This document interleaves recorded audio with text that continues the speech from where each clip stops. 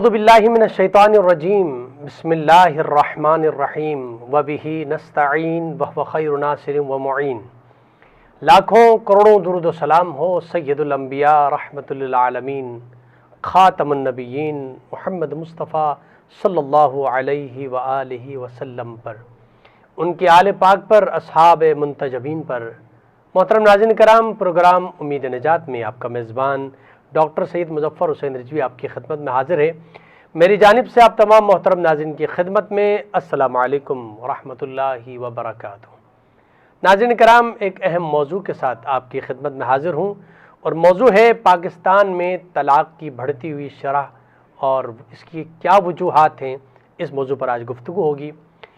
لفظ طلاق ایک بول سے جب یہ رشتہ ٹوٹتا ہے تو اس سے صرف خاندان کے دو افراد یعنی میاں بیوی متاثر نہیں ہوتے، بلکہ خاندان کے کتنے ہی افراد کے تعلقات اس سے ٹوٹتے ہیں۔ آپس میں دشمنی اور عداوت کی ایسی بنیاد پڑ جاتی ہے جس کے اثرات بسا اوقات نسلوں کو بھگتنا پڑتے ہیں۔ میاں بیوی صاحب اولاد ہوں تو پھر ان کے ساتھ اولاد کی زندگی بھی برباد ہو جاتی ہے۔ ماں کی ممتا اور باپ کی سرپرستی سے اولاد محروم ہو جاتی ہے۔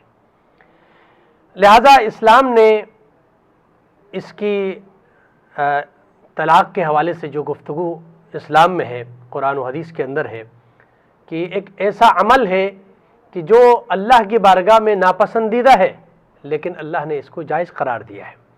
اس کی وجوہات ہیں، اور اس حوالے سے آج ہمارے ساتھ اسٹوڈیو میں تشریف فرما ہے ممتاز مذہبی اسکالر حضرت مفتی عبد القادر ہزاروی صاحب ہمارے ساتھ تشریف فرما ہے۔ السلام علیکم ورحمۃ اللہ وبرکاتہ۔ وعلیکم السلام ورحمۃ اللہ وبرکاتہ۔ بہت شکریہ ہمارے پروگرام میں تشریف لائے۔ جزاکم اللہ خیر۔ ہمارے ساتھ ٹیلی فون لائن پر ہوں گے حضرت مولانا محمد رضا جعفری صاحب، ممتاز مذہبی اسکالر ہیں۔ السلام علیکم ورحمۃ اللہ وبرکاتہ۔ وعلیکم السلام ورحمۃ اللہ وبرکاتہ۔ بہت شکریہ، آپ کو پروگرام میں خوش آمدید کہوں گا، اور سلسلے گفتگو کا باقاعدہ آغاز کرنا چاہوں گا۔ اور سب سے پہلے قبلہ مفتی صاحب آپ کی خدمت میں اسلام کی روشنی میں طلاق کے حوالے سے جو اسلام نے گفتگو کی سیرت طیبہ کے روشنی میں ذرا ناظرین کی خدمت بیان کیجیے گا کہ طلاق کی قباحت اور اس کو ناپسندیدہ کیوں قرار دیا، پھر اس کے بعد اس کو جائز بھی قرار دیا۔ بسم اللہ الرحمن الرحیم۔ الطلاق مرتان، آمنت باللہ صدق اللہ مولانا العظیم وصدق رسولہ النبی الکریم صلی اللہ علی النبی الامی الرؤوف الرحیم۔ بہت شکریہ جناب ڈاکٹر صاحب پروگرام میں مدعو کرنے کا۔ اور آج ہم جس عنوان پر بات کر رہے ہیں، یہ عنوان ہمارے معاشرے کا ناسور بن چکا ہے، اور آج کے دور کے اندر اس کی بڑھتی ہوئی شرح یہ اسلامی حلقوں کو، علماء کو اور مسلمان معاشرے کو تشویش کی حد تک لے کے چلی گئی ہے۔ سب سے پہلی بات یہ ہے کہ طلاق کی جو شرح ہے اس میں رشتے کی اہمیت کو نہ جاننا ہے، پہلی بات۔ حالانکہ میں سامعین کو بتاتا چلوں کہ یہ وہ رشتہ ہے جو سب سے پہلے قائم ہوا، کہ جب اللہ تعالیٰ نے آدم علیہ السلام کو بنایا اور اس کے بعد جنت میں رکھا، تو جنت کی نعمتوں کے بارے میں آپ قرآن میں پڑھتے ہیں تو آدم علیہ السلام نے گزارش کی کہ مولا مجھے جنت میں وحشت ہو رہی ہے۔ یعنی آدم علیہ السلام یہ بات کہہ رہے ہیں جنت کے اندر تنہائی محسوس ہو رہی ہے، مجھے اکیلا پن ہے۔ تو آدم علیہ السلام کی آنکھ لگتی ہے، نیند کی حالت میں چلے جاتے ہیں، تو اللہ تعالیٰ پسلی سے حضرت حوا کو پیدا کرتے ہیں۔ اور حضرت حوا کو حوا کہتے ہی اس لیے ہیں کہ یہ زندہ انسان سے پیدا کی گئی۔ جب بیدار ہوتے ہیں تو انس ہوتا ہے حضرت حوا کے ساتھ حضرت آدم علیہ السلام کو، تو ان سے بات چیت کا آغاز کرنے کی کوشش کرتے ہیں تو اللہ تعالیٰ روک دیتے ہیں، اور اللہ فرماتا ہے کہ پہلے ان کا حق ادا کرو۔ تو عرض کی مولا کیا حق ہے؟ فرمایا کہ میرے حبیب پر درود پڑھو۔ سبحان اللہ، سبحان اللہ۔ یہ کتاب پڑھائی جاتی ہے فقہ حنفی میں، شرح الوقایہ، اس کے حواشی میں یہ بات لکھی ہے کہ 17 مرتبہ نبی علیہ السلام کی ذات پر درود پڑھا گیا، مہر جو پہلی جو مہر۔ سبحان اللہ، سبحان تو ایک بات تو یہ ہے کہ مہر کی اہمیت کو بھی سمجھنا چاہیے۔ اردو میں ہم اس کا تلفظ مہر کرتے ہیں، اس کی اہمیت کو بھی سمجھنا چاہیے۔ دوسرا یہ ہے کہ یہ اتنا عزیز اور اتنا محبوب اور پیارا رشتہ ہے کہ ابھی حضرت انسان زمین پہ نہیں آیا، ابھی حضرت انسان نے کوئی اور بات نہیں کی، سب سے پہلے جو چیز ہے وہ کیا ہے؟ میاں اور بیوی کا رشتہ۔ سبحان اللہ۔ اس کے بعد ماں کا رشتہ شروع ہوتا ہے، ٹھیک ہے، باپ کا رشتہ شروع ہوتا ہے، لیکن پہلا رشتہ جو قائم ہوتا ہے وہ کیا ہے؟ میاں اور بیوی کا۔ میاں اور بیوی کا ہے۔ سبحان اللہ۔ جب سامعین اس بات کو سمجھ لیں تو اگلی بات یہ سمجھیں کہ جس رشتے کے بندھن کو جنت کے اندر قائم کیا گیا سبحان اللہ، اور اس کا مقام بھی جنت ہے آدم علیہ السلام کو، تو پھر ہمیں اس رشتے کی نزاکت کو سبحان اللہ اور اہمیت کو سمجھنا چاہیے۔ بے شک بے شک، بہت سب سے پہلی بات یہ ہے کہ جب ہم سمجھنے کی کوشش کریں گے کہ بیوی کو بیوی کا مقام دیا جائے اور شوہر کو شوہر کا مقام دیا جائے، اور اسی طرح عورت کے ساس سسر کو ان کا مقام دیا جائے، اور مرد کے ساس سسر کو ان کا مقام جو شرع شریف نے بیان کیا ہے اگر دیا جائے تو میں سمجھتا ہوں کہ کافی حد تک طلاق کی جو شرع ہے اس کے اندر کمی واقع ہو سکتی ہے۔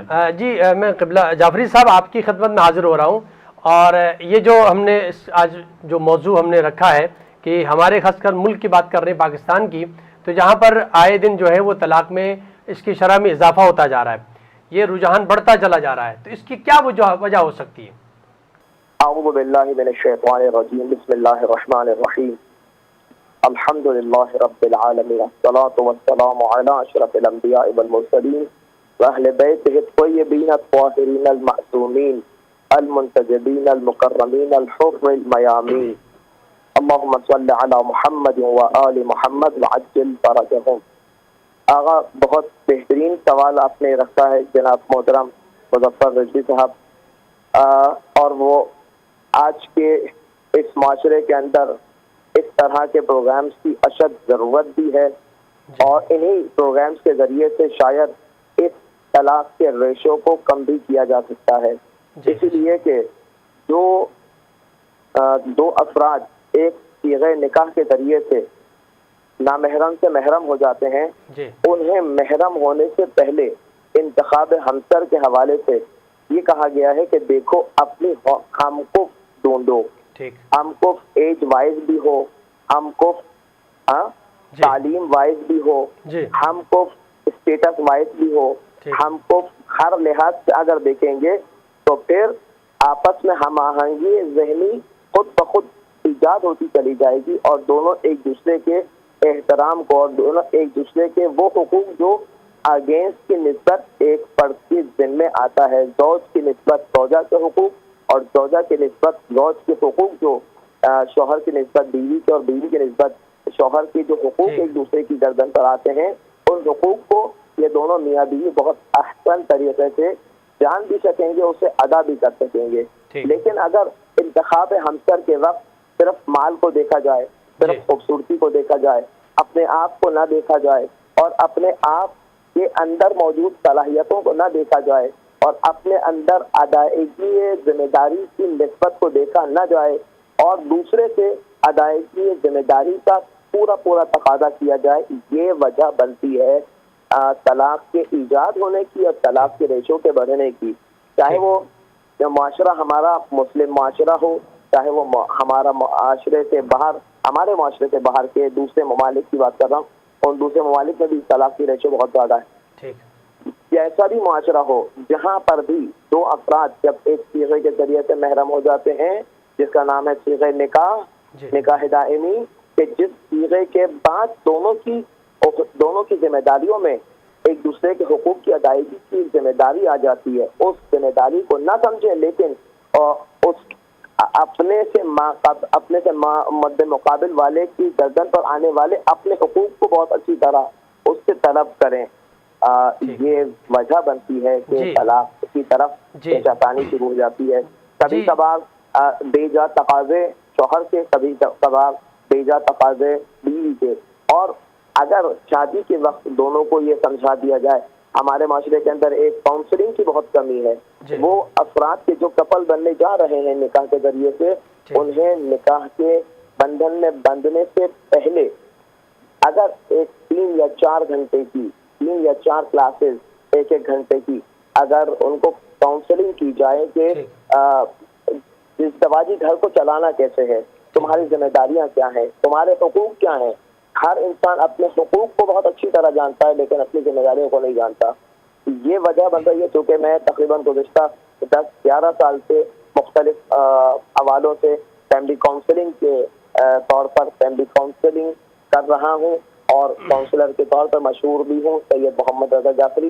میرے پاس تقریباً میں آپ کی خدمت میں سوال یہی رکھنا چاہوں گا، چونکہ آپ نے خود کہا کہ پچھلے 11 سالوں سے یہ کام انجام دے رہے ہیں کہ جس میں آپ گائیڈنس دے رہے ہیں لوگوں کو اور اس طرح کے مسائل آ رہے ہیں. ان میں ان 11 سالوں کے اندر جو سب سے زیادہ اہم وجہ جو آپ کو نظر آئی کہ طلاق کے حوالے سے، وہ کیا تھی؟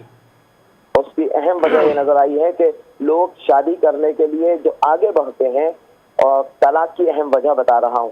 جو لوگ جو شادی کرنے کے لیے آگے بڑھتے ہیں اور رشتے تلاش کر رہے ہوتے ہیں، ڈھونڈ رہے ہوتے ہیں کہ کون سی فیملی مالدار ترین ہے، کون سی فیملی کی لڑکی خوبصورت ترین ہے، یا کون سی فیملی کے لڑکے خوبصورت ترین ہیں، کون سی فیملی کے لڑکے مالدار ترین ہیں. اپنے آپ کو دیکھے بغیر، اپنی تعلیم کو دیکھے بغیر، اپنے خوبصورتی کو دیکھے بغیر، اپنے مالی اسٹیٹس کو دیکھے بغیر اگر اس طرح سے تقاضے صرف وہ والے ہوں ہائی فائی اور خود اپنے اندر اس طرح کی صلاحیتیں اگر ایجاد نہ کی ہوں، تو یہ وجہ بنتی ہے کہ جب بھانڈا اپنا پھوٹتا ہے اس دوسرے کے سامنے تو وہاں پر نا امیدی کا سامنا کرنا پڑتا ہے. اور اس کے علاوہ رشتوں کو نہ پہچاننا، مثلا روایات کے اندر موجود ہے، حدیث معتبر کے اندر موجود ہے کہ لڑکے کے لیے اس کے ساس سسر یعنی لڑکی کے ماں باپ بالکل ماں باپ کی طرح سے ہوتے ہیں، ساس سسر ماں باپ ہوتے ہیں، اور لڑکی کے لیے بھی لڑکے کے ماں باپ بہو کے لیے ماں باپ ہوتے ہیں، بلکہ محرم ہو جاتے ہیں وہ باپ. میں آپ کی طرف آتا ہوں. آپ نے بہت اہم پوائنٹس کو ریز کیا ہے. آپ نے جیسے کہا کہ سب سے اہم وجہ جو ہے وہ ماشاءاللہ سے آپ چونکہ اس کام میں اکثر جو ہے لوگوں کی گائیڈ کرتے ہیں، تو آپ نے کہا کہ ہم کفو نہ ہونے کی ایک سب سے اہم وجہ ہے کہ کفو جو ہے، ہم کفو جو اسلام نے کہا ہے کہ لڑکا اور لڑکی کو ہم کفو ہونا چاہیے. اس کے بعد آپ نے فرمایا کہ جو انتخاب ہے اس میں دولت اور ظاہری جو ہے صورت دیکھی جاتی، جس کی وجہ سے بعد میں مسائل. اگر وہ دینداری کو مد نظر رکھے کہ اور اللہ کے نبی کا فرمان بھی یہی ہے کہ لوگ جو ہے وہ ان 4 طریقوں کی وجہ سے، ان 4 وجوہات کی وجہ سے عقد کرتے ہیں. اس میں دولت ہے، اس میں حسن ہے، اس میں خاندان جاہ و جلال ہے، اقتدار ہے، اور اپنی شہرت کے لیے، اور آخری جیسے فرمایا اللہ کے نبی نے کہ وہ دین کی وجہ سے. تو وہ اللہ کے نبی نے ترغیب دین کی طرف دی ہے. جی میں آپ کی طرف آ رہا ہوں. قبلہ مفتی صاحب تشریف فرمائے، آپ کی خدمت میں سوال. تو مفتی صاحب جیسے مولانا جعفری صاحب نے جن خاص وجوہات کا تذکرہ فرمایا جس کی وجہ سے یہ طلاق کے ریشو میں اضافہ ہو رہا ہے، تو آپ کیا سمجھتے ہیں اس حوالے سے کہ ان وجوہات کے علاوہ بھی کوئی وجوہات ہیں کہ جس کی وجہ سے ہمارے ہاں یہ طلاق کا ریشو بڑھتا جا رہا ہے؟ جی بہت اچھا سوال ہے. حضرت کی گفتگو میں سن نہیں پایا، چونکہ آپ سن رہے ہیں میں نہیں سن سکتا اور نہ آواز آ رہی ہے. طلاق کی جو بڑھتی ہوئی شرح ہے جس کی طرف آپ کہہ رہے تھے حضرت کو کہ کف کا جو مسئلہ ہے، یعنی کہ ہم مثل میں شادی کرنا، یہ ایک وجہ بھی ہے. لیکن موجودہ دور کے اندر المیہ یہ ہے کہ کف کے اندر رشتوں کا ملنا تھوڑا سا ناممکن ہوتا چلا جا رہا ہے. اس کی میں وجہ آپ کو بتاؤں. نبی کریم علیہ السلام کی حدیث پاک ہے، آپ نے فرمایا کہ قیامت کی نشانیوں میں سے ایک نشانی یہ بھی ہے کہ مردوں کی قلت ہو جائے گی اور عورتوں کی کیا ہو جائے گی؟ کثرت ہو جائے گی. میرے خیال سے جو کف کا مسئلہ ہے اس معاملے میں اس وقت علماء کو سوچنا بھی چاہیے اور تھوڑا جدید دور کی طرف نظر بھی کرنی چاہیے سوائے سادات کے، کیونکہ ہمارے ہاں سادات کا نکاح سادات ہی میں کیا جائے. دوسری بات جو ہے، جو کف کا مسئلہ ہوتا ہے وہ مرد کا ہوتا ہے، عورت کا مسئلہ نہیں ہوتا. یعنی عورت اگر مرد سے کم تر ہے تو وہ نکاح میں دی جا سکتی ہے، لیکن اگر عورت مرد سے زیادہ ہے، حسن میں زیادہ ہے، پیسے میں زیادہ ہے، یا پھر جمال میں زیادہ ہے، کسی بھی چیز میں، تو پھر مرد کو دینے میں وہ عورت کیا محسوس کرتی ہے؟ آر محسوس کرتی ہے. تو ایک بات تو یہ ہوگی. دوسری وجہ یہ ہے کہ عدم برداشت. ہمارے معاشرے کی سب سے بڑی وجوہات جو ہیں ان میں سے ایک وجہ وہ عدم برداشت ہے. صحیح۔ اور اس کی وجہ یہ ہے کہ ہم اپنی بیٹیوں کو امہات المومنین اور سیدہ فاطمہ الزہرا رضی اللہ تعالی عنہن کی سیرت کے قریب بھی نہیں لے کے جاتے۔ ٹھیک ہے، یعنی دیکھیں نا، ابو داؤد شریف کی روایت ہے کہ حضرت علی رضی اللہ تعالیٰ عنہ نے ام المومنین سے، حضرت بی بی فاطمہ سے کہا کہ آپ جا کے سرکار دو عالم صلی اللہ علیہ وسلم سے غلاموں کا جو ہے وہ سوال کریں، کیونکہ خدمت جو گھر کی ہے اس کی وجہ سے آپ کے چکی پیسنے کی وجہ سے ہاتھوں میں چھالے پڑ گئے ہیں، اور پانی اٹھانے سے آپ کے سینے میں درد رہتا ہے، اور اسی طرح جب آپ جھاڑو وغیرہ دیتی ہیں تو آپ کا لباس جو ہے وہ پورا گندہ رہتا ہے۔ تو حضرت بی بی صاحبہ نبی کریم علیہ السلام کی بارگاہ میں گئیں، تو اس وقت کچھ مرد بیٹھے ہوئے تھے، صحابہ کرام، تو واپس آ گئیں، خود سرکار چل کے آئے۔ تو نبی کریم علیہ السلام نے فرمایا کہ کیا بات ہے، کیوں آئی تھی؟ تو سارا حال بتا دیا۔ تو فرمایا میرے پاس غلام آئے تھے، لیکن وہ میں نے بدری صحابہ کے اہل خانہ کو دے دیا، اور میں تمہیں اس سے بہتر چیز دیتا ہوں کہ 33 مرتبہ سبحان اللہ، 33 مرتبہ الحمدللہ، اور 34 مرتبہ جو ہے یہ اللہ اکبر پڑھ لیجئے، ٹھیک ہے، تسبیح پڑھ لیے، اور اس کا نام بھی تسبیحات فاطمہ ہے۔ تو ہماری جس بہن کی شادی ہوتی ہے یا بیٹی کی شادی ہوتی ہے، تو ہم اس میں کتنا نکاح کے معاملات اور نکاح کے مسائل اپنی بچیوں کو پڑھاتے ہیں۔ اور مجھے تو یہاں تک میں یقین اور وثوق کے ساتھ آپ کو کہہ سکتا ہوں، میرا بھی تعلق مسجد کے ساتھ ہے کہ آئے دن جو طلاق کی شرح میں اضافہ ہو رہا ہے، سب سے بڑی وجہ عدم برداشت، بے صبری اور دین سے دوری ہے۔ یعنی کہ ہمارے پاس اگر ہماری بیٹی ناراض ہو کے گھر میں آتی ہے، بجائے اس کے کہ اس کو صبر کی تلقین کرنے یا پھر اس کو اپنا گھر بسانے کی ترغیب دیں، الٹا جو لڑکی کے ماں باپ ہوتے ہیں وہ لڑکے والوں سے پہلے عدالت میں پہنچ جاتے ہیں، اور عدالت پہلے سے تیار بیٹھی ہوئی ہے، وکلا تیار بیٹھے ہوئے ہیں، اور وہ جناب کیا کر دیتے ہیں، خلوت۔ دوسری بات جو ہے، اس سلسلے گفتگو کو آگے بڑھاتے ہیں، ایک مختصر سا بریک کا وقت ہے۔ ناظرین کرام، ایک مختصر سا بریک لیتے ہیں، بریک کے بعد آپ کی خدمت میں حاضر ہوتے ہیں، ہمارے ساتھ رہیے گا۔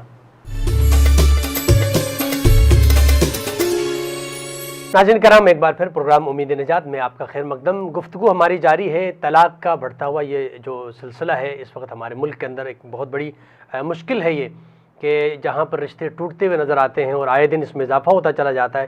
اس کی کئی وجوہات علماء کرام نے اس وقت یہاں بیان کیے، اس میں ایک وجہ جہاں تک میں سمجھتا ہوں ہمارا جو میڈیا ہے، خاص کر سوشل میڈیا، اور بہت سارے ڈرامے ایسے بنے ہیں جس میں اسی کی ترغیب دی جاتی ہے، تو اس کی وجہ سے بھی بہت ساری ہماری بہنیں جو ہیں ان چیزوں کو دیکھ کر کے بھی اس طرف زیادہ متوجہ ہو رہی ہیں۔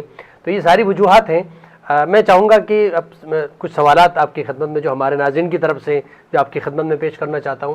سوال یہ ہے کہ اگر ایک انسان غصے کی حالت میں یہ کہہ دے کہ میں آپ کو طلاق دیتا ہوں، تو کیا شرعی اعتبار سے وہ طلاق ہو جائے گی وہ خاتون؟ جی بالکل، اگر کوئی شخص غصے کی حالت میں دیتا ہے تو شرعاً وہ طلاق ہو جائے گی، اور غصے کی حالت میں دی جانے والی طلاق پیار سے دی جانے والی طلاق سے زیادہ شدید ہوتی ہے۔ یعنی کہ پیار سے کوئی طلاق نہیں دیتا ہے، طلاق تبھی ہوتی ہے کہ جب عورت پر کسی کو غصہ آتا ہے تو وہ انتقام لینے کی کوشش کرتا ہے۔ لیکن افسوس کی بات یہ ہے کہ جس خاتون کو ہم پھولوں والی کار میں لے کے آتے ہیں، اگر تھوڑی سی اس کی جانب سے بے رخی ہو جائے اور ہمیں اس پر غصہ آ جائے تو ہمیں طلاق دینا بھی نہیں آتا، کہ ہم فوراً 3 طلاقیں اپنے منہ سے نکال دیتے ہیں۔ یہ آخری آپشن ہونا چاہیے، کیونکہ اللہ اور اس کے رسول کی نظر میں حلال چیزوں میں سے سب سے زیادہ مقبوض ترین چیز ہے تو وہ طلاق ہے۔ لیکن آپ کے سوال کا جواب اور خلاصہ یہ ہے، غصے کی حالت میں دی جانے والی طلاق واقع ہو جاتی ہے۔ اچھا جعفری صاحب، آپ کی خدمت میں حاضر ہو رہا ہوں، اور یہی سوال آپ کی خدمت میں رکھنا چاہتا ہوں کہ غصے کی حالت میں طلاق دینا آپ اپنے فقہ کے حوالے سے کیا فرماتے ہیں؟ بہت اچھا سوال ہے۔ دین محمدی کے اندر، دین محمدی صلی اللہ علیہ وآلہ وسلم کے اندر جو طلاق ہے اس کا ایک خاص طور طریقہ بیان کیا گیا ہے، اور اس طریقے کے اندر یہ ہے کہ جب تک طلاق، چاہے وہ خلا ہو یعنی لڑکی کی طرف سے طلاق کا تقاضا، یعنی یا طلاق رجعی ہو یعنی لڑکے کی طرف سے ہونے والی طلاق، ان دونوں صورتوں میں جب تک صیغہ طلاق یا صیغہ طلاق خلا یا صیغہ طلاق رجعی نہ پڑھا جائے اس وقت تک طلاق جاری نہیں ہوتی۔ طلاق واقع نہیں ہوتی، اور یہ دونوں ایک دوسرے کے میاں بیوی رہتے ہیں۔ ایون یہاں سے اگر کہا جائے کہ شوہر نے غلطی سے بھی یا جان بوجھ کر کے مذاق میں یا غصے کی حالت میں، شدید غصے کی حالت میں یا کم غصے کی حالت میں ایک مرتبہ نہیں، 3 مرتبہ نہیں، 100 مرتبہ بھی کہہ دیا کہ میں نے تمہیں طلاق دی، اس سے ان دونوں کے رشتے پر جو صیغہ نکاح کے ذریعے سے ایک دوسرے کے بندھن میں بندھے تھے، صیغہ طلاق پڑھے بغیر ایک دوسرے سے جدا نہیں ہو سکتے۔ اور طلاق کے پڑھنے کی بھی شرائط ہیں کہ عادل گواہ ہوں، 2 گواہ ایسے ہوں جو عادل ہوں، ان کی موجودگی میں ایک تیسرا عادل صحیح عربی کے اندر طلاق کے صیغے لڑکے کی طرف سے اجازت مل جانے کے بعد اگر جاری کرتا ہے تو وہ طلاق واقع کہلاتی ہے، یا الا وہ طلاق نہیں ہے کہ جو کورٹ کے اندر دونوں میاں بیوی گئے یا بیوی شوہر سے ناراض ہو کر عدالت میں اس سوال کی طرف آ رہا ہوں، میں اس سوال کی طرف آؤں گا ابھی کورٹ کے حوالے سے جو ہمارے ہاں ہو رہا ہے، اس کی طرف آ رہا ہوں میں۔ آپ کی بات کا جواب خلاصے کے ساتھ یہی ہے کہ یہ جو طلاق ہوتی ہے غصے کی حالت میں دی جانے والی طلاق نہیں ہوتی، بلکہ جب تک طلاق کے صیغے نہ پڑھے جائیں، عالم پڑھے گا، 2 عادل گواہوں کے سامنے پڑھے گا، تب وہ طلاق واقع ہوگی۔ مطلب آپ فقہ جعفریہ کے نزدیک یہ کہنا چاہ رہے ہیں کہ جتنی مرتبہ چاہے غصے کی حالت میں کسی بھی حالت میں اگر آپ طلاق کا صیغہ جاری کرتے ہیں، صیغہ جب تک جاری نہیں ہوگا، اگر الفاظ اگر آپ کے نہیں میں نے طلاق تو اس سے طلاق نہیں ہوتا، بلکہ اس کے لیے 2 گواہ ہونا، 2 عادل گواہ ہونا شرط ہے۔ اور اس کے بعد اچھا مفتی صاحب آپ کی خدمت میں یہ سوال رکھنا چاہوں گا کہ جیسے آپ نے فرمایا کہ 3 طلاق کا جو لفظ استعمال، 3 دفعہ طلاق، تو پہلی دفعہ اگر کسی نے صرف ایک ہی دفعہ طلاق کہا تو پھر طلاق نہیں ہوگی اس طرح؟ نہیں، ہمارے 3 طلاق کا جو لفظ ہے اس کے بعد پھر کیا کیفیت ہوتی ہے؟ ہمارے نزدیک ایک جملے کے اندر ایک ہی مجلس میں ایک ہی نشست میں 3 دفعہ، ایک ہی نشست میں یہ بولنا کہ تجھے 3 طلاقیں، اس سے طلاق مغلظہ واقع ہو جاتی ہے، یا پھر یہ بولا جائے تجھے طلاق ہے، تجھے طلاق ہے، تجھے طلاق ہے، اس سے بھی طلاق مغلظہ ہو جائے۔ یہ آپ کے سوال کا جواب آ گیا۔ لیکن ہماری جو فقہ کی کتابیں ہیں، قرآن اور حدیث کا جو نچوڑ ہے وہ ہمارے ہاں فقہ حنفی میں طلاق 3 طرح کی ہوتی ہے۔ ایک تو ہوتی ہے طلاق حسن، اور ایک ہوتی ہے احسن، اور ایک ہوتی ہے طلاق بدعت۔ طلاق احسن جو ہوتی ہے وہ یہ ہوتی ہے کہ مرد ایسی پاکی کے ایام میں طہر میں طلاق دے کہ جس میں اس نے اپنی بیوی سے قربت اختیار نہ کی ہو، اور اس کے بعد وہ اس کو چھوڑ دے، اور پھر جناب والا عدت گزر جائے، عدت گزرنے کے بعد وہ اس کے نکاح سے خارج ہو جائے گی۔ اس طلاق کا فائدہ کیا ہے؟ ایک کو سنت کا بھی ثواب مل جائے گا، دوسرا اگر دوبارہ رجوع کی کوئی صورت پیدا ہو تو یہ طلاق احسن عدت کے بعد طلاق بائن ہو جائے گی، بغیر کسی دوسرے مرد کے ساتھ نکاح کیے وہ عورت واپس آ سکتی ہے اور یہ رشتہ جڑ سکتا ہے۔ دوسری جو طلاق ہے وہ طلاق حسن ہے، اور طلاق حسن یہ ہے کہ ایسے طہر میں طلاق دی جائے کہ جس میں اس نے اپنی خاتون سے قربت اختیار نہیں کی، وہ طہر گزر جائے، اس کے بعد حیض کی حالت آ جائے، اس کے بعد دوسرا طہر آ جائے، پھر ہم بستری نہ کرے، اس میں ایک اور طلاق واقع کر دے، پھر اس کے بعد حیض آ جائے، پھر طہر آ جائے، پھر ہم بستری نہ کرے اور تیسری طلاق واقع کر دے۔ جب یہ حیض تیسرا گزر جائے گا ثلاثۃ قروء، تو ہمارے نزدیک پھر جو ہے یہ طلاق مغلظہ ہو جائے گی، ٹھیک ہے۔ اور رہ گئی طلاق بدعت، وہ یہ ہے کہ حیض کی حالت میں اگر طلاق دی جائے یا پھر ایک ہی مجلس کے اندر 3 دفعہ الگ الگ الفاظ کے ساتھ، یا یہ کہہ دینا کہ تجھے 3 طلاقیں ہیں، یہ ہمارے ہاں طلاق بدعت کہلاتی ہے۔ اکثر لوگ یہ سمجھتے ہیں کہ 3 طلاقیں دینا ضروری ہے، یہ ضروری نہیں ہے کہ آپ نے کسی خاتون کو اپنے عقد نکاح سے نکالنا ہے، وہ لفظ طلاق کے ذریعے آپ نکالیں گے تو طلاق احسن دیں، ایک مرتبہ طلاق دے کے اسے عدت میں چھوڑ دیں۔ اس کا فائدہ کیا ہوگا کہ اگر دوبارہ رجوع کی صورت بنتی ہے تو کسی کو، خاندان کو، عورت کو، شوہر کو ندامت کا سامنا نہیں کرنا پڑے گا۔ اچھا میں دوسرا سوال آپ کی خدمت میں رکھنا چاہوں گا، اس کے بعد پھر جعفری صاحب کی طرف جاتا ہوں۔ جیسے آپ نے فرمایا کہ 3 دفعہ طلاق کا لفظ استعمال کیا، اور 3 دفعہ طلاق کے بعد اب وہ رجوع کرنا چاہے تو اس کے لیے پھر شریعت اعتبار سے حلالہ کرنا ہوا۔ جی، اس کو آپ نے تو لفظ حلالہ استعمال کیا ہے، لیکن ہم اس کو معیوب سمجھتے ہیں، ٹھیک ہے، کیونکہ قرآن کریم کے اندر حتی تنکح زوجن غیرہ کے لفظ آئے ہیں، یعنی کہ جب 3 طلاقیں کسی خاتون کو پڑ جائیں تو یہ طلاق مغلظہ ہے۔ ٹھیک ہے۔ اب اگر یہ پہلے شوہر کے پاس لوٹنا چاہتی ہے ٹھیک ہے۔ تو یہ کسی اور مرد سے نکاح کرے، ٹھیک ہے۔ پراپر طریقے سے نکاح ہوگا، اور اس میں یہ شرط بھی نہیں لگا سکتے کہ آپ اس شرط کے ساتھ نکاح کریں کہ آپ اس کو کیا دیں گے؟ طلاق دیں گے۔ ان کی مرضی، وہ اس خاتون کو طلاق دیں یا طلاق نہ دیں، کیونکہ حدیث صحیح کے اندر ہے، جو لفظ آپ نے استعمال کیا، میرے آقا علیہ السلام نے فرمایا حلالہ کرنے والا اور حلالہ کروانے والا دونوں پر اللہ کی لعنت ہے، وہ لعنتی ہیں، فلہذا ہم یہ لفظ استعمال نہیں کرتے۔ اگر وہ آنا چاہتی ہے تو کسی اور مرد سے نکاح کرے، پھر اس کی مرضی ہے کہ وہ، ہمارے ہاں یہ جو چھپ کے کیا جاتا ہے نا، اس کو لعنتی قرار دیا گیا ہے۔ تو بنیادی طور پر ہم اسلام کو سمجھ بھی نہیں پاتے کہ ہم یہ کہتے ہیں کہ بس طلاق دے دی، حلالہ کروا لیا، عورت واپس آ جائے گی۔ تو یہ 3 طلاق کے پڑھنے کا سبب ایک ہمارا یہ مسئلہ جو ہم نے غلط طریقے سے لوگوں کے اندر پھیلا رکھا ہے، یہ بھی سبب بنتا ہے۔ جزاک اللہ۔ جعفری صاحب، آپ کی خدمت میں یہ سوال رکھنا چاہوں گا کہ جیسے 3 طلاق کا جو سلسلہ ہے، 3 طلاق کے بعد پھر رجوع کرنا ہو تو پھر آپ کیا فرماتے ہیں اس حوالے سے؟ آغا صاحب، ہمارے یہاں شریعت محمدی کے اندر یہی ہے، تشیع کے اندر، کہ 3 طلاقیں صرف اس صورت میں ہی ممکن ہو سکتی ہیں کہ ایک طلاق ہو اگر نکاح کیے ہوئے افراد کے درمیان ایک طلاق ہو گئی خدا نخواستہ کسی بھی وجہ سے، اور اس طلاق کے بعد کوئی آپس میں ریکنسلیشن ہو گئی، صلح ہو گئی، یا وہ طلاق ختم اس طرح سے ہوئی کہ عدت کے اندر شوہر نے رجوع نہیں کیا اور دوبارہ نکاح کر لیا ان دونوں نے، اور اس دوسرے نکاح کے بعد دوبارہ طلاق ہوئی، اور دوسرے طلاق کے بعد بھی اسی طرح کی اگر ایک اور کنڈیشن ایجاد ہوتی ہے کہ جدائی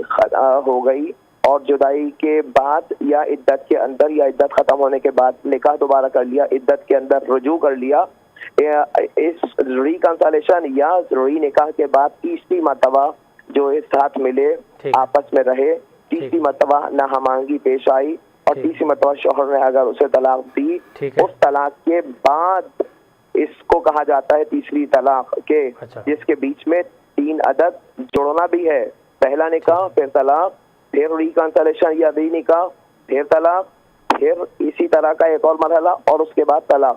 اس کو 3 طلاقیں کہا جائے گا۔ وإلا اگر کوئی شخص ایک مرتبہ اپنی زوجہ کو طلاق دے دے اور عدت کا دورانیہ گزر جائے تو ایک ہی طلاق ہی مکمل طلاق ہے، اس کو 3 طلاقیں نہیں کہا جاتا ہمارے یہاں۔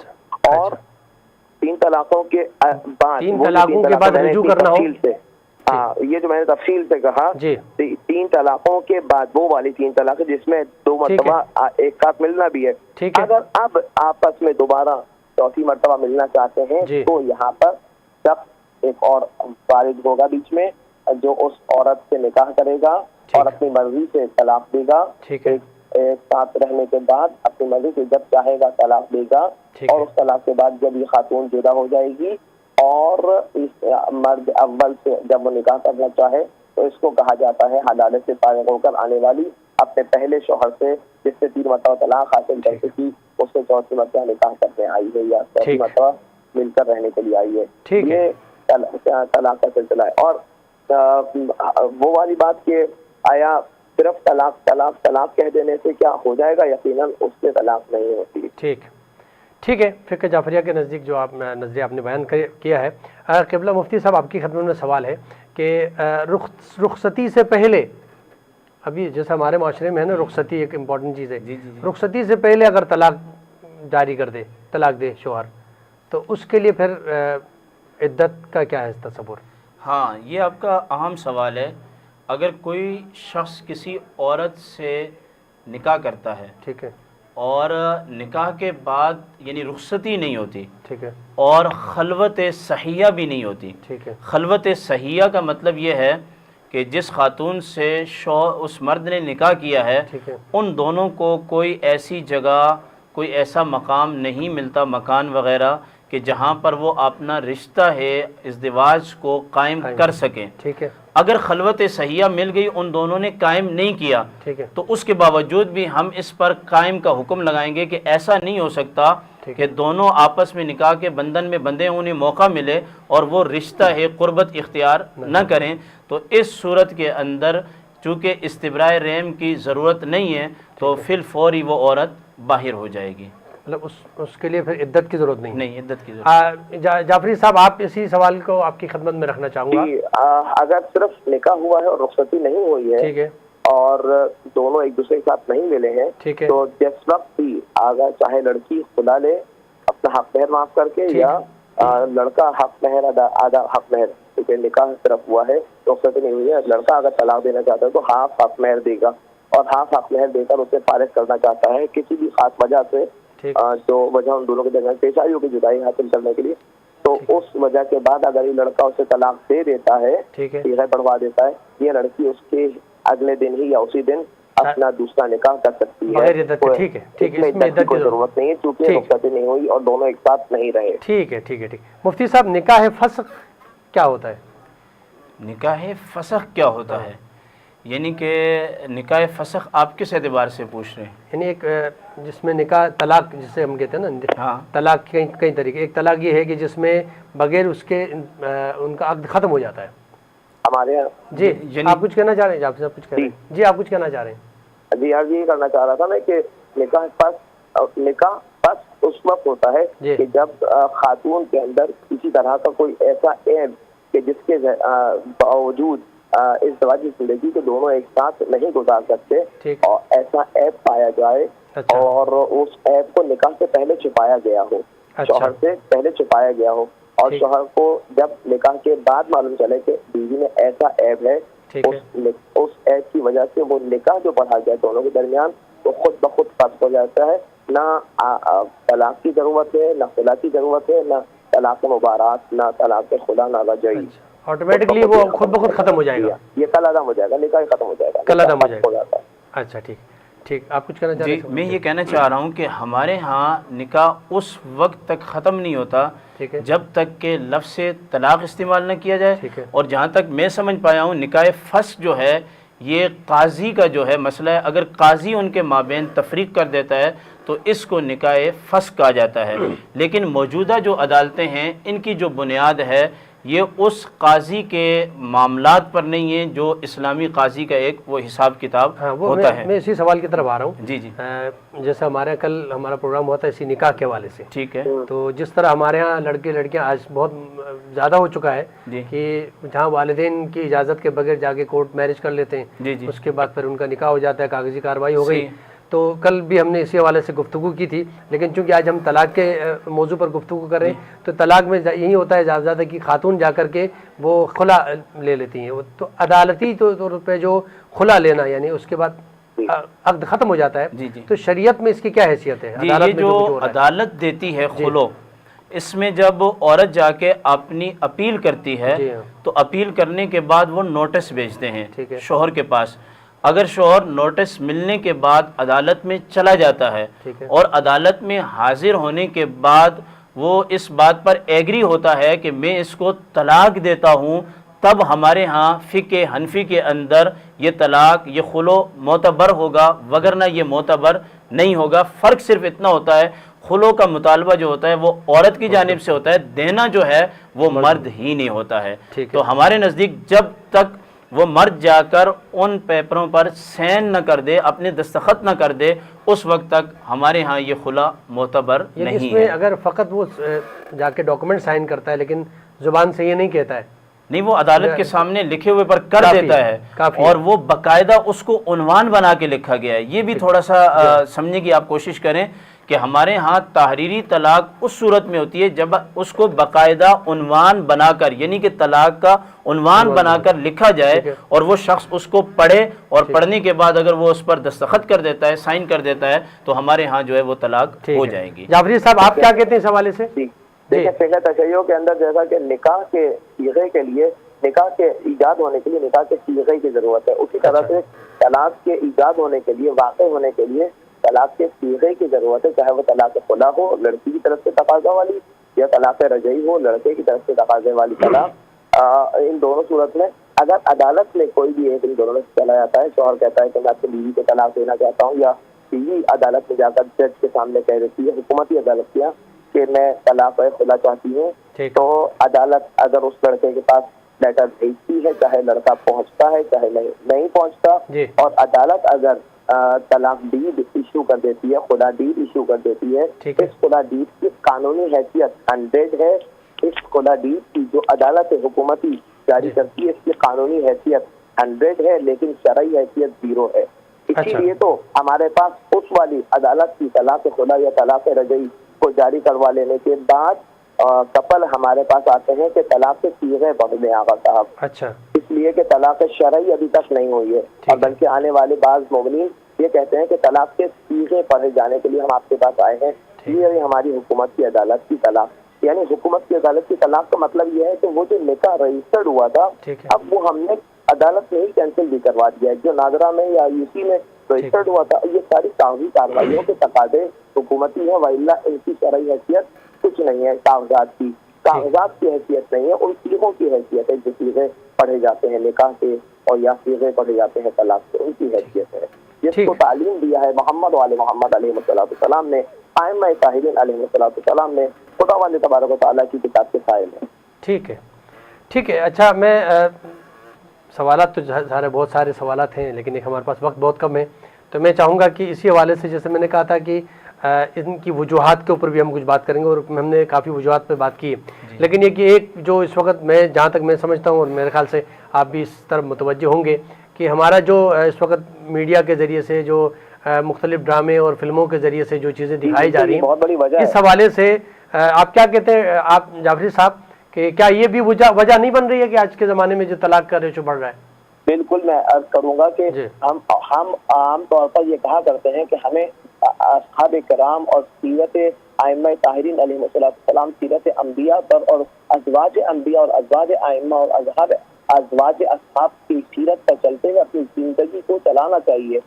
رسول اللہ صلی اللہ علیہ وآلہ وسلم کے بہت سارے ایسے جلیل القدر صحابی حضرات ہیں، صحابیات ہیں، اور آل رسول ہیں، رسول خدا کی آل ہیں، ائمہ طاہرین علیہ السلام ہیں، جن کے سلسلے ہمارے سامنے موجود ہیں، جن کی سیرت پر چلنے کے لیے ہمیں بلایا گیا ہے کہ ان کی سیرت پر چلو گے تو کامیاب زندگی گزارو گے. لیکن آج کا یہ معاشرہ اس افراتفری کے دور کے اندر، جس میں ایک وقت میں ایک کلک پر کئی سارے چینل ہمارے سامنے کھلے ہوئے ہوتے ہیں کہ جس کے اندر مختلف طرح کی گھروں کے اندر چلنے والی ہندو کلچر کی یا عیسائی کلچر کی، موسٹلی پاکستان میں، ہندوستان بنگلہ دیش کی بات کی جائے تو ہندو کلچر کی وہ سیاستیں دکھائی جا رہی ہوتی ہیں کہ جس کے اندر شادی شدہ جوڑا اپنے محارم کو نہیں پہچان رہا ہوتا، اپنے حدود کو نہیں پہچان رہا ہوتا، اور ہندوازم کے کلچر کے اوپر چلتے ہوئے اپنی زندگی کو چلا رہا ہوتا ہے. اور ان عورتوں کی کہ جو دین سے ان کا کوئی تعلق دور کا بھی نہیں ہے، ان کی حکومت کی زیر سایہ چلنے والے، ان کے گھروں کے اندر چلنے والی سیاست کو آج کی ہماری مسلمان مومن عورتیں ان چیزوں کو سیکھ کر کے سمجھ رہی ہوتی ہیں کہ ان کے گھر میں آنے والی بہو بیٹی اسی سیاست سے چلا رہی ہے جس سیاست کو ڈراموں سے سیکھ رہی ہے. تو وہ عورت جو ایک مرتبہ بہو ہے، پھر ایک درجہ آتا ہے کہ وہ ماں بن جاتی ہے، اور ایک مرتبہ وہ درجہ آتا ہے کہ وہ ساس بن جاتی ہے، تو وہ سلسلہ وہاں سے اڈاپٹ ہو رہا ہے اور وہ ہمارے معاشرے کے اندر کنڈکٹ ہو رہا ہے. یعنی سیرت وہ والی چل رہی ہے عملی طور پر جو ڈراموں کے اندر دیکھ رہے ہیں، اور نام یہ ہوتا ہے اس کو پریکٹیکل لے کے آ رہے ہیں. بالکل، بہت شکریہ قبلہ حضرت مولانا محمد رضا جعفری صاحب، آپ کا بہت بہت شکریہ. آپ نے قیمتی وقت میں سے وقت نکالا اور بہت بہترین گفتگو فرمائی، آپ کا بہت شکریہ. مفتی صاحب اگر آپ اس میں آخری اسی موضوع اس میں یہی کہنا چاہوں گا، یہ جو آپ نے نقطہ اٹھایا ہے یہ بڑا اہم ہے کہ ایک تو سوشل میڈیا کا جو بے جا استعمال ہے یہ بھی اس کی وجہ بن رہا ہے. چونکہ ہر بندہ اپنے موبائل میں لگا ہوا ہے تو بیوی شوہر کو ٹائم نہیں دے پاتی، شوہر بیوی کو ٹائم نہیں دے پاتا، تو ایک دوسرے کو سمجھنے کا موقع ہی نہیں ہے. دوسری بات جو ہے، یہ جو فلمیں اور ڈرامے ہیں ان میں جو سبز باغات دکھائے جاتے ہیں وہ ہم دیکھ تو لیتے ہیں، لیکن دیکھنے کے بعد جب عورت اپنے شوہر سے طلاق لے کے اپنے والدین کے گھر چلی جاتی ہے تو ان ڈراموں میں اور فلموں میں جو سبز باغ دکھائے ہوتے ہیں پھر وہ عورتیں بیچاری کیا ہوتی ہیں، ذلیل ہوتی ہیں. اور پھر آخر میں خلاصے کے طور پہ یہ کہوں گا کہ لوگوں کو چاہیے کہ وہ اپنی بیویوں کی بے رخی پر صبر کریں، اور شوہروں کو چاہیے کہ وہ اپنی بیویوں کی بے رخی پر، بیویاں شوہروں کی بے رخیوں پر. حدیث کے اندر آتا ہے جس نے اپنے شوہر کی ناچاکی پر صبر کیا اور شوہر نے بیوی کی ناچاکی پر صبر کیا، ان کا انتقال ہو گیا، وہ سیدھے جنت میں جائیں گے۔ اور پھر آخری بات یہ ہے کہ ایک بزرگ تھے، ان کے حصے میں جو بیوی آئی وہ شکل کی اتنی اچھی نہیں تھی، اور قرآن میں بھی اس کا ہے وَعَاشِرُوهُنَّ بِالْمَعْرُوفِ فَإِن كَرِهْتُمُوهُنَّ فَعَسَىٰ أَن تَكْرَهُوا شَيْئًا وَيَجْعَلَ اللَّهُ فِيهِ خَيْرًا كَثِيرًا۔ احسن طریقے سے عورتوں کے ساتھ زندگی گزارو، ہو سکتا ہے تم اس کو ناپسند کرتے ہو، جو تمہاری ناپسند ہے وہ اللہ کی نظر میں بہتر ہو۔ تو فرمایا گیا کہ وہ اپنی اس بیوی سے بہت محبت کرتے تھے، وہ شکل و صورت کی اتنی خوبصورت نہیں تھی۔ ایک دن انہوں نے پوچھ لیا آپ اتنی محبت کیوں کرتے ہیں، ہم شکل و صورت کے اتنے اچھے نہیں ہیں؟ تو اس بزرگ نے جواب دیا ہم تجھ سے نہیں، ہم خالق کی تقدیر سے محبت کرتے ہیں۔ بیوی کو تقدیر سمجھ کے پیار کریں گے، انشاءاللہ طلاق بھی نہیں ہوگی، کیونکہ آپ کی نظر میں کیا ہوگی، خدا کی تقدیر ہوگی۔ تو اپنی تقدیر سے، لکھتے ہیں نا جوڑے آسمان پہ بنتے ہیں، بس اس آسمان کی جو بننے کی بات ہے نا تقدیر سے محبت کرنا شروع کر دیں، سارے مسائل حل ہو جائیں گے۔ مفتی عبدالقادر ہزاروی صاحب آپ کا بہت بہت شکریہ، آپ نے قیمتی وقت سے وقت نکالا اور بہت اچھی گفتگو فرمائی۔ ناظرین کرام، یہاں پر پروگرام کا وقت ختم ہوا چاہتا ہے، آپ ہمارے یوٹیوب چینل کو ضرور سبسکرائب کیجیے گا اور ہمارے اس پروگرام کو دوسروں تک، اس میسج کو دوسروں تک پہنچائیے گا، اس کو شیئر کیجیے گا اور اپنے قیمتی آراء سے ہمیں ضرور آگاہ فرمائیے گا۔ اپنے میزبان ڈاکٹر سید مظفر حسین رضوی کو اجازت دیجیے، اللہ نگہبان۔